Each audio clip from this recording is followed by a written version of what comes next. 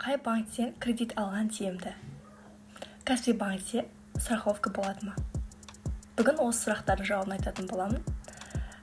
Біріншіден, қай банктен кредит алған тиімді деген сұрақ келген болатын маған. Мен негізі ешқандай да заңгер я басқа емеспін, жай қарапайым халықпын.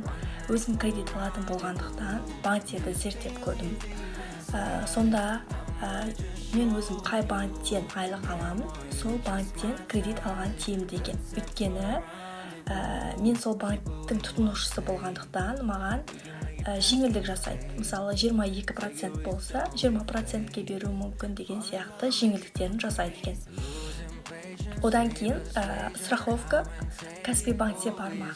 Страховка Каспи банкте жоқ екен.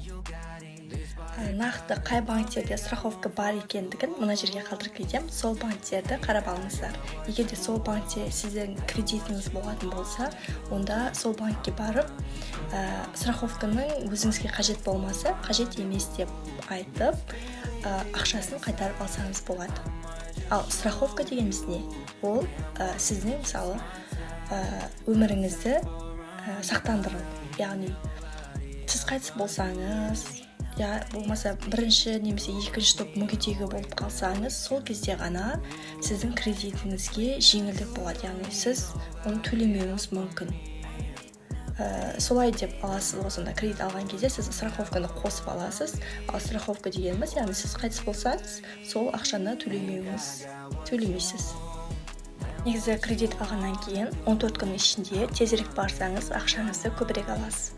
Ал егер де мысалы 5-6 айдан кейін баратын болсаңыз, онда ақшаңыздың суммасы азая береді. Өйткені уже 5-6 ай өтіп кетті ғой, ол ақша уже страховать етті деген сөз сол айларды. Видео ұнаса, маған подписаться етіп қойыңыздар, және де лайк басыңыздар. Алдағы уақытта қандай тақырыптар сіздерге қызықты, сол жайлы жазып кетсеңіз болады.